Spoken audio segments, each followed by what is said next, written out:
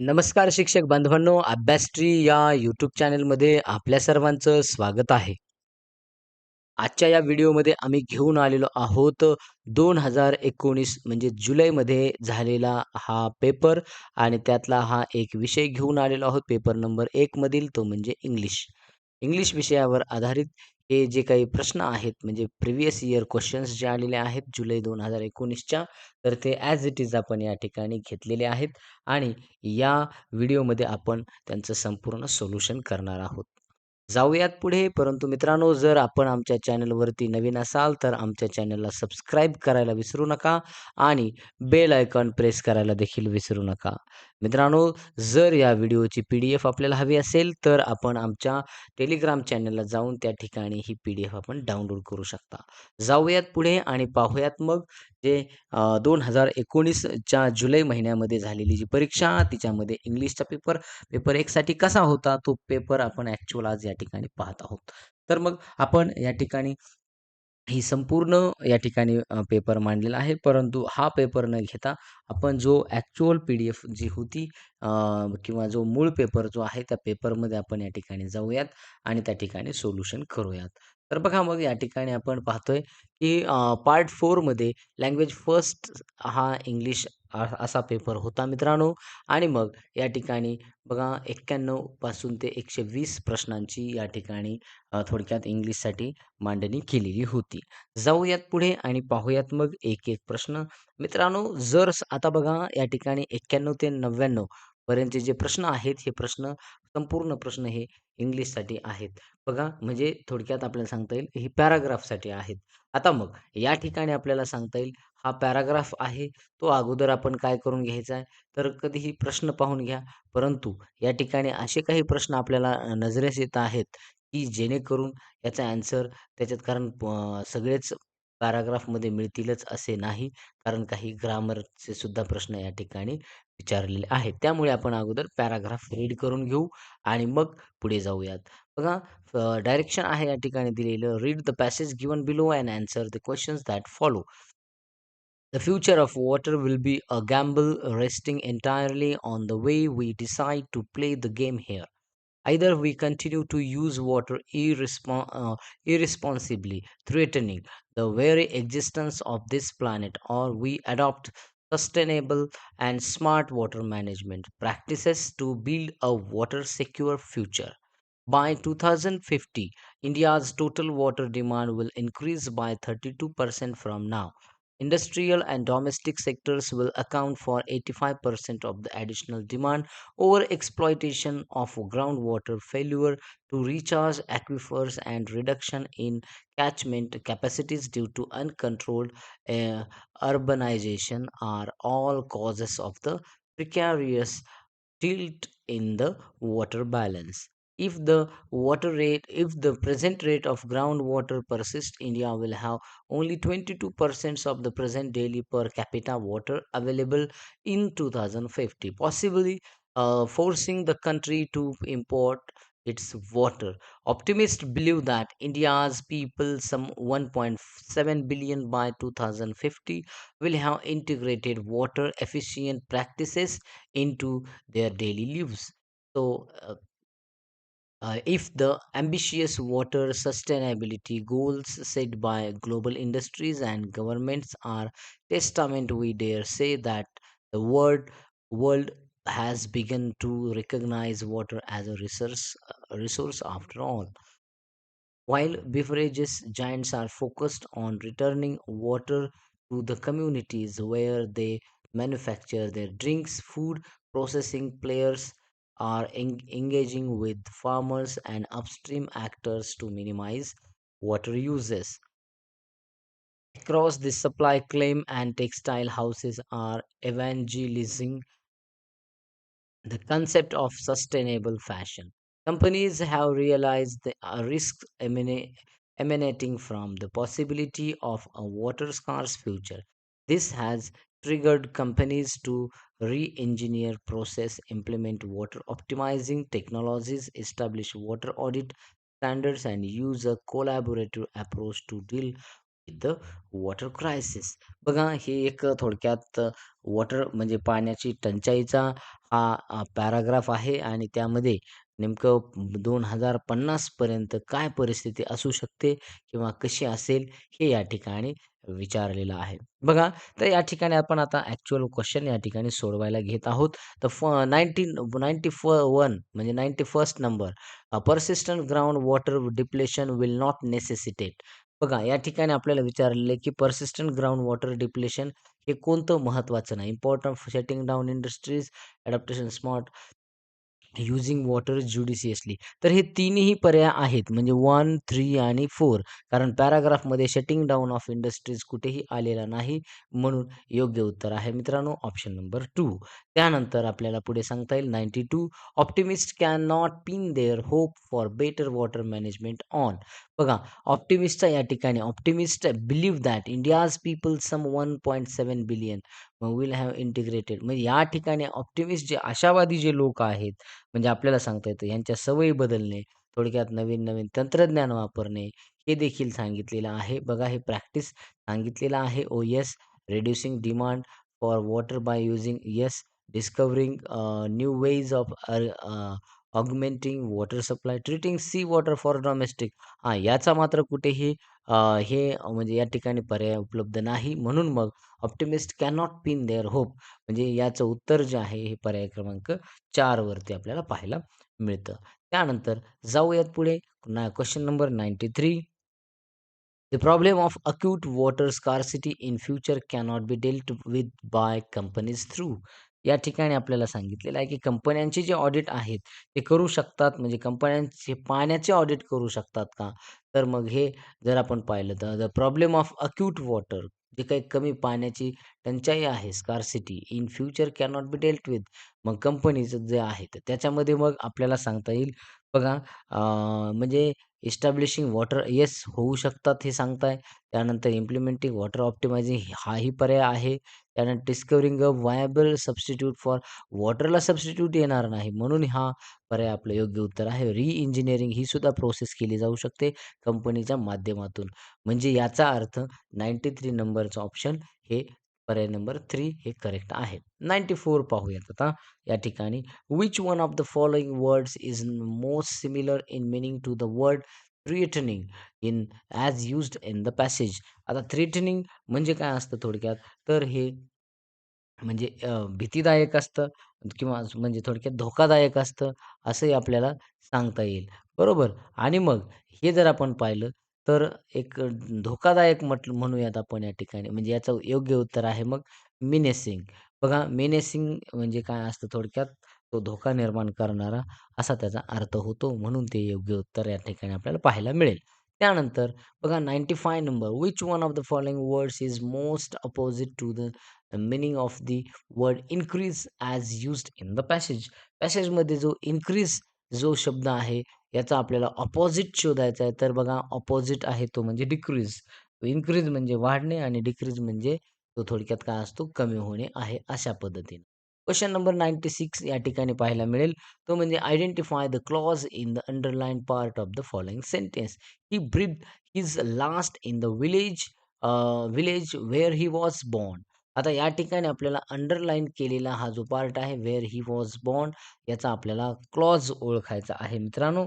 आणि clause where he was born असा जेव्हा आपल्याला क्लॉज आहे म्हणजे या ठिकाणी हे वाक्य जर आपण पाहिलं तर विलेज जे आहे म्हणजे विलेज बद्दल अधिक माहिती या ठिकाणी सांगत आहे हा कोणता हे वेअर ही वॉज बॉर्न म्हणजे नामाबद्दल विशेष माहिती देणारं जे उपवाक्य असेल म्हणजे थोडक्यात तर तो थोडक्यात आपल्याला सांगता येईल नामाबद्दल सांगणारा म्हणजे ॲडजेक्टिव्ह क्लॉज असणार आहे. म्हणून ऑप्शन नंबर 2 हे त्याचं योग्य आन्सर आहे. Correct answer. 97. What part of speech is the underlined word in the following sentence? I do not know why he is so curious about it. बघा या ठिकाणी आपण जर पाहिलं तर आन्सर म्हणजे इथं 97 नंबरला जर आपण पाहिलं तर वायला अंडरलाईन आहे आणि वाय काय आहे थोडक्यात तर याचा वाय म्हणजे हे कशासाठी आलेलं आहे हे आपण या ठिकाणी घेऊयात. Why is so curious about it. बघा व्हाय ही इज म्हणजे असं ज्यावेळेला आहे, हा भाग काय करतो, तर हा भाग क्रियापदाचं थोडक्यात ते म्हणजे कर्म म्हणून ते काय करत असतो, काम करत आहे. कारण का आय डू नॉट नो हे आपल्याला सांगता येईल हे मुख्य वाक्य आहे आणि इथून पुढे हे याचं काम करतंय. म्हणजे हे थोडक्यात काय करतंय अंडरलाईन पार्ट जर आपण पाहिला तर व्हायला आहे आणि ह्या वाक्य त्याच्याबद्दलची पूर्ण कारण बी देत आहे. Why he is so curious. तो का क्युरियस आहे? कारण सांगणार आहे. म्हणजे याचा अर्थ ते थोडक्यात कोणता पार्ट ऑफ स्पीच आपल्याला पाहायला मिळेल? तर त्याचं योग्य उत्तर आहे मित्रांनो नाउन क्लॉज. कारण ते काय करत आहे त्याला नाउन क्लॉज उपवाक्य हे नामाचं काम करत असतं. त्यावेळेला तो नाउन क्लॉज आहे असं आपल्याला या ठिकाणी सांगता येईल. त्यानंतर 98 नंबर आहे, "we will face a severe water scarcity problem in future mostly because" बघा, तर आपल्याला म्हणजे ह्याच्यामध्येच याचं ॲन्सर आपल्याला पाहायला मिळेल, की आपल्याला कारण विचारलेलं आहे. बघा, पॅसेजमध्ये आपल्याला याचा ॲन्सर आहे. वॉटर स्कार्सिटी प्रॉब्लेम जी काय कशा-कशाला फेस करू शकतो आपण. तर आपल्याला सांगता येईल मग बघा, ground water level water is steadily decreasing वाढत येस कमी होत चालली. Water is not renewable source ठीक आहे. By 2000 demand for water increase we do not use water responsibly. तर मग बिलकुल आपल्याला सांगता येईल मग we do not use water responsibly. हे थोडक्यात काय सांगता येईल we will face a severe water scarcity म्हणजे ते कशामुळं तर आपण का पाणी हे म्हणजे जबाबदारीनं वापरत नाही, काटकसरीनं वापरत नाहीत. 99 नंबर which of the following will not lead to a severe water imbalance म्हणजे वॉटर इम्बॅलन्स करण्यासाठी हे थोडक्यात कोणतं कारणीभूत नाही असं आपण म्हणू शकतो या ठिकाणी. मग 99 जर आपण पाहिलं तर या ठिकाणी नॉट हे मात्र आपण समजून घ्यायचं हे नाही असलेलं. आता जर आपण फ्लॉलेस वॉटर इन्फ्रास्ट्रक्चर जर आपण पाहिलं तर मग पाण्याचं अतिशोषण, ओव्हर एक्सप्लॉयटेशन हे ठीक आहे. त्यानंतर शहरीकरणामुळे सुद्धा असंतुलन होऊ शकतं. बघा त्यानंतर मग आपल्याला सांगता येईल फेल्युअर टू रिचार्ज येस पुन्हा ॲक्विफर्स भरण्यासाठी पुन्हा फेल्युअर, अनकंट्रोल अर्बनायझेशन, शहरीकरण होतंय. मग फ्लॉलेस वॉटर इन्फ्रास्ट्रक्चर आणि मग जर आपण पाहिलं तर पायाभूत सुविधांचा जो निर्देश म्हणजे थोडक्यात आपल्याला सांगता येईल, जो पायाभूत सुविधा ज्या आहेत, ते वॉटर इन्फ्रास्ट्रक्चर ते फ्लॉलेस असेल, तर यामुळे मात्र वॉटर इम्बॅलन्स होणार नाही. म्हणून हे त्याचं योग्य उत्तर आहे. आता त्यानंतर 99 झालेले आहेत प्रश्न या ठिकाणी म्हणजे पॅराग्राफ संपलेला आहे आणि आता आपण पोएट्रीकडे आलेलो आहोत. बघा पोएट्रीवरती 100 पासून ते 105 पर्यंत काही क्वेशन्स आहेत. समजून घेऊयात अगोदर म्हणजे ही पोएम एकदा रीड करूयात. All creation drinks with pleasure, drinks at mother nature's breast, all the just and all the evil follow down her rosy path. Kisses she bestowed and grape wine, friendship true, proved even in death. Every worm knows nature's pleasure. Every cherub meets his God gladly, like the planets flying true to heaven's mighty plan. Brothers, run your course now, happy as a knight in victory. तर अशा पद्धतीनं ही poem आपल्याला पाहायला मिळते आणि पाहूयात मग आता तिच्यावर आधारित प्रश्न. Which of the following does not support that idea? Mother Nature's love embraces all. तर बघा या ठिकाणी आपल्याला विचारलेलं आहे, की खालीलपैकी समजा कोणती जी काही हे आहे सपोर्ट करत नाही आयडियाला. कोणती आयडिया मग? Mother nature's love embraces all. म्हणजे मग आता बघूयात मग या ठिकाणी हे 4 पर्याय आपल्याला समोर आहेत. त्याचं उत्तर जर आपण पाहिलं, she loves all the just but not all the evil. कारण ऑल जस्ट परंतु नॉट द ऑल एव्हिल म्हणजे सर्वच वाईटांना ते थोडक्यात मदत सॉरी म्हणजे प्रेम करणार नाही किंवा ते आपल्याला हे सांगता येईल. त्यानंतर क्वेशन नंबर 101 आहे सॉरी या ठिकाणी तर तो म्हणजे आपल्याला सांगता येईल बघा, बघूयात मग. What is the hallmark of a true friend? आता ट्रू फ्रेंडचा हॉलमार्क काय असेल? या ठिकाणी कवितेमध्ये आपल्याला सांगितलेलं आहे. फ्रेंडशिप फ्रेंडशिपवरती देखील सांगण्यात आलेलं. म्हणून मग बघा, ही प्रूव्हज ट्रू इव्हन इन डेथ. म्हणजे हे थोडक्यात हा हॉलमार्क आपल्याला ट्रू फ्रेंडचा दिलेला आहे ती मैत्री ही थोडक्यात डेथमध्ये सुद्धा थोडक्यात ती प्रूव्ह होत असते, असं या ठिकाणी सांगितलेलं आहे. त्यानंतर question number 102 rosy path followed by dash dash. बघा, ही कविता आहे या ठिकाणी आणि ती आपल्याला काय करायचं आहे, अ, आपण ती पर्याय त्याचा समजून घ्यायचा आहे. म्हणजे rosy path is followed by both just and Evil. आपल्याला दोन्हीही त्याचे पर्याय म्हणजे हे ऑप्शन नंबर 3 आपल्याला सांगता येईल. कवितेमध्ये हे स्पष्टतः केलेले आपल्याला पाहायला मिळेल. इथं बघा, आपल्याला सांगता येईल त्या ठिकाणी drinks mother nature's breast and all the just and all the evil follow down her rosy path. म्हणजे हे जस्ट अँड ऑल एव्हिल म्हणजे इथं बोथ जस्ट अँड एव्हिल हे त्याचं योग्य उत्तर आपल्याला मिळतंय. Identify and name the figure of speech used in all creation drinks at mother's nature's breast.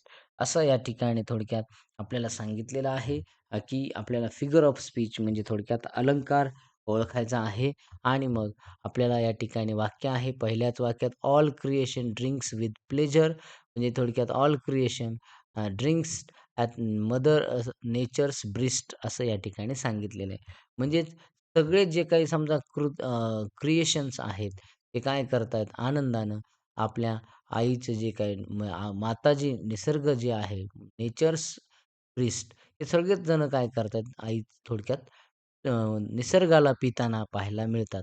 म्हणजे हे निसर्ग हा आई झालेला आहे आणि थोडक्यात आपल्याला सांगता येईल निसर्ग ॲक्चुअल हा कसा असतो, आपल्याला माहिती आहे तो कसा थोडक्यात तो काही व्यक्ती नाही, परंतु व्यक्तीची मातेची त्याला त्या ठिकाणी त्याला काय केलेली उपमा दिलेली आहे. म्हणून मग जर आपण पाहिलं तर त्याच्यामध्ये पर्सनिफिकेशन हा या ठिकाणी म्हणजे फिगर ऑफ स्पीच आपल्याला पाहायला मिळतो. म्हणजे निसर्गाला आई मानून त्या ठिकाणी हे म्हणजे मानलेलं असल्यामुळं आईला थोडक्यात निसर्गाला एक जिवंत व्यक्तीचं स्वरूप देण्यात आलेलं आहे. म्हणून ते उत्तर त्याचं 103 नंबरचं ते आहे पर्सनिफिकेशन. त्यानंतर 104 नंबर आहे आता what does the expression brothers run your course now mean? बघा, या ठिकाणी आपल्याला सांगितलेलं आहे, की अ, बघा आता ह्याचा एक्सप्रेशनचा अर्थ थोडक्यात व्हॉट डज द एक्सप्रेशन म्हणजे याचा अर्थ काय आहे? Brothers run your course now. तर जसं की समजा अ, क बघा हे 4 पर्याय अगोदर उत्तर सांगून देतो. 4 पर्याय आपल्या समोर आहेत आणि त्याचं योग्य उत्तर आहे keep on moving towards your गोल. म्हणजे मित्रांनो काय करायचं आहे? Run your course now. थोडक्यात आपल्याला सांगता येईल जसं की ग्रह त्यांची कक्षा पूर्ण करतात. तसं तुम्हीही तुमचं कर्तव्य काय करायचं आहे, पूर्ण करायचं आहे आणि आनंदानं ते पूर्ण करायचं आहे. म्हणजे असा त्याचा अर्थ आहे मित्रांनो. म्हणून मग आपल्याला सांगता येईल पर्याय क्रमांक 1 त्याचं योग्य उत्तर आहे. त्यानंतर how can we say that God's creatures are most fortunate and happy? बघा, या ठिकाणी आपल्याला देवानं निर्माण केलेले जे काही समजा जीव आहेत, क्रिएचर्स तर हे थोडक्यात कसे आहेत थोडक्यात आपल्याला सांगता येईल फॉर्च्युनेट नशीबवान आहेत आणि हॅपी आहेत असं कसं म्हणता येईल? मग त्याचं 4 पर्याय आपल्या समोर आहेत. योग्य उत्तर आहे they have a benevolent mother nature to look after them. म्हणजे थोडक्यात त्यांची काळजी घ्यायला निसर्ग ही त्यांची कोण आहे? आई आहे, असं या ठिकाणी सांगितलेलं आहे. म्हणून मग ते त्याचा ॲन्सर आपल्याला पाहायला मिळेल. त्यामुळे थोडक्यात जे देवानं निर्माण केलेले जे काही क्रिएचर्स आहेत ते फॉर्च्युनेट आणि हॅपी आहेत. चला त्यानंतर बघा क्वेशन नंबर 106 आणि ते आपल्याला 120 पर्यंत आहेत आणि ते थोडक्यात आपल्याला सांगता येईल ते पेडागॉजीवरती आपल्याला पाहायला मिळतात. बघा आता या ठिकाणी Hindi speaker teacher gets posted in a primary school which is in the area of Punjab. Since he doesn't know the local language of that area, he should. बघा, अशा पद्धतीने आपल्याला प्रश्न आहे, की हिंदी स्पीकिंग बोल म्हणजे भाषिक शिक्षक जो आहे, त्याची पोस्टिंग झालेली आहे प्रायमरी स्कूलला, जी की पंजाबमध्ये आहे. मग since he doesn't know the local तिथली जी लोकल लँग्वेज आहे, ती त्याला माहीत नाही. मग त्यानं काय केलं पाहिजे? असा त्याचा म्हणजे थोडक्यात प्रश्न आहे आपला असा. तर 4 ऑप्शन आपल्या समोर आहेत. आपणही वाचू शकता आणि मग याचं योग्य उत्तर आहे, he should use the child's language as a resource and start teaching. विद्यार्थ्यांनी थोडक्यात काय करायचं आहे म्हणजे विद्यार्थ्यांची जी काही बालकांची जी लँग्वेज आहे त्याला त्यानं रिसोर्स म्हणून त्यानं काय केलं पाहिजे, समजून घेतलं पाहिजे आणि शिकवायला सुरुवात केली आहे. म्हणजे NCF 2005 या ठिकाणी सांगतंय, की मुलांची मातृभाषा ही एक अडचण नसून ते साधन असतं. हे साधन मानलं पाहिजे, असं या ठिकाणी आपल्याला सांगता येतं. हे NCF 2005 आपल्याला सांगता येईल. म्हणजे शिक्षकाने मुलांच्या भाषेचा वापर करून शिकवायला सुरुवात करायची आहे. त्यानंतर while designing a working activity for a language class, a teacher should most importantly focus on. ज्यावेळेला डिझाइन करत असतो आपण, की काय वर्किंग ॲक्टिव्हिटी म्हणजे as for language class a teacher should most importantly focus. मग त्यावेळेला शिक्षकानं कशावर जास्त फोकस केलं पाहिजे? तर आपल्याला 4 पर्याय आपल्या समोर आहेत आणि त्याचं योग्य उत्तर आहे giving clear instructions for task. म्हणजे हे या ठिकाणी लक्षात घ्या. म्हणजे कोणत्याही कृतीसाठी सर्वात महत्त्वाचं असतं ते म्हणजे स्पष्ट सूचना महत्त्वाची असते आणि इन्स्ट्रक्शन्स देणं तितकं महत्त्वाचं आहे. मुलांना काय करायचं हे जर समजलं नाही, तर ॲक्टिव्हिटी आपली सक्सेस होणार नाही. म्हणून मग हे त्याचं योग्य आन्सर आहे giving clear instruction for the task. Some children do not have exposure to English outside the classroom.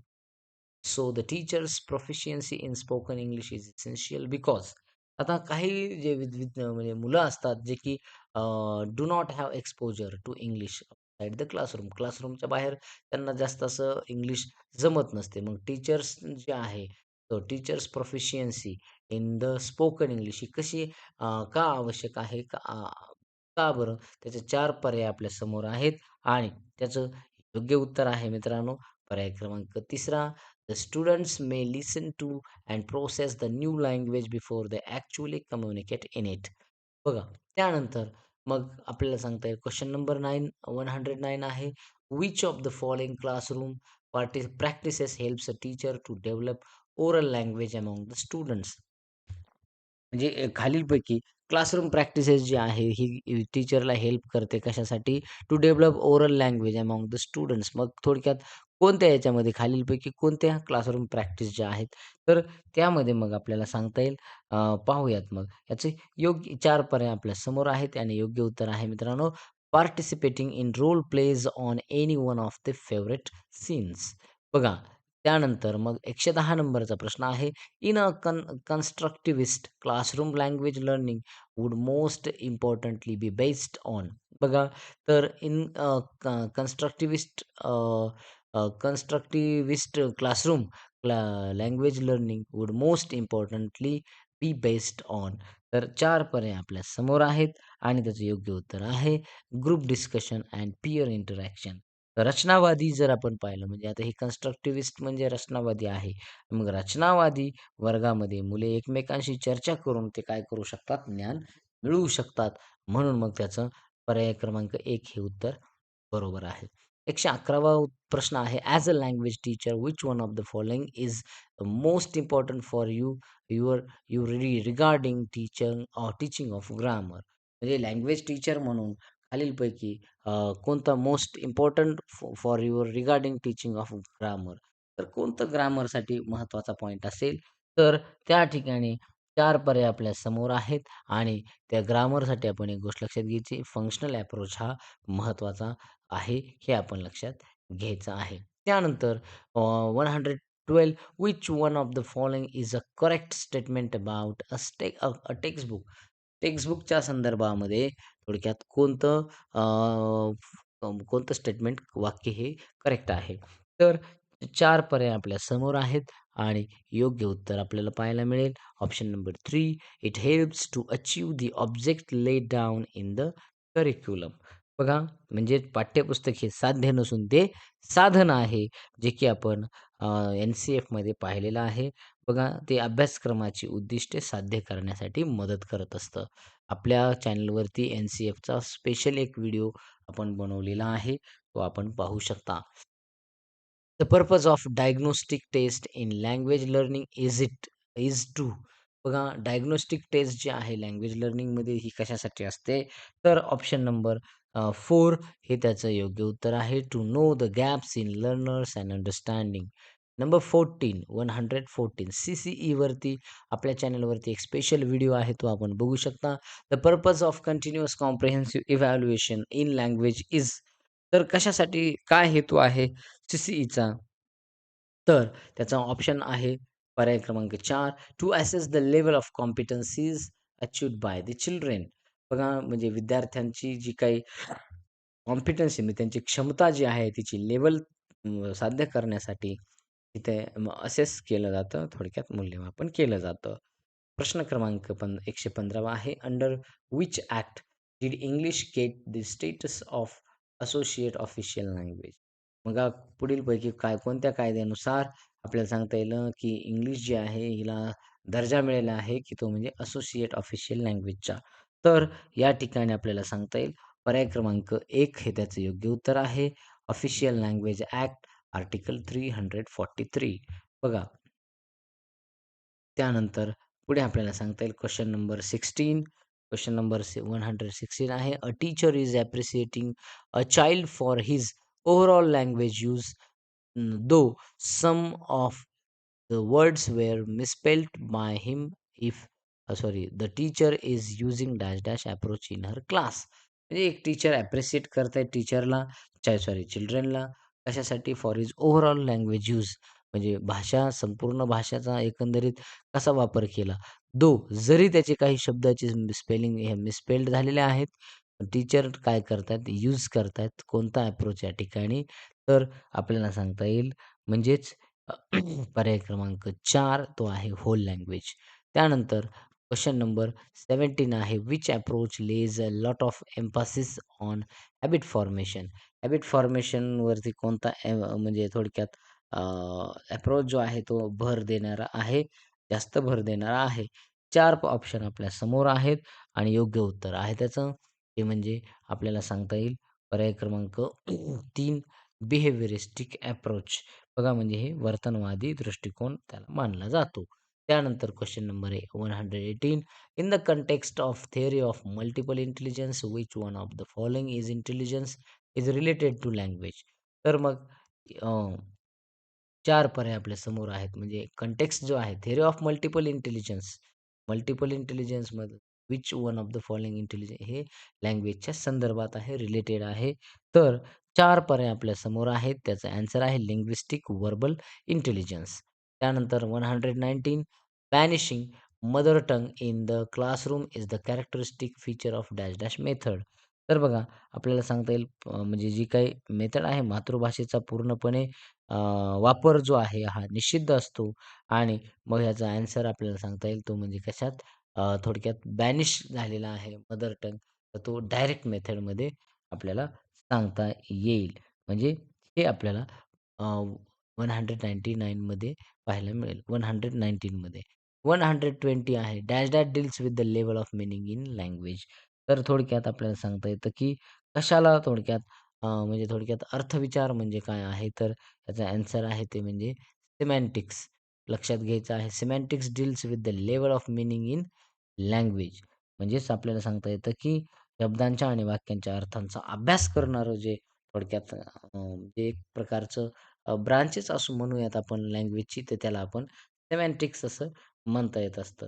Syntax म्हणता येणार नाही. सिंटॅक्स हे वाक्याची रचना असतं आणि हे काय आहे सिमॅन्टिक्स हे काय आहे थोडक्यात शब्दांच्या आणि वाक्यांचा अर्थांचा अभ्यास असतो. मीनिंग इन लँग्वेज असं या ठिकाणी आहे. तर अशा प्रकारे इंग्लिशचे आपण 30 प्रश्न या ठिकाणी घेतलेले आहेत. तर बघा पुढच्या व्हिडिओमध्ये घेऊन येऊयात एक खास व्हिडिओ. जर ही पी-डी-एफ आपल्याला हवी असेल, तर आपण आमच्या टेलिग्राम चॅनलला जाऊन ही पी-डी-एफ डाउनलोड करू शकता.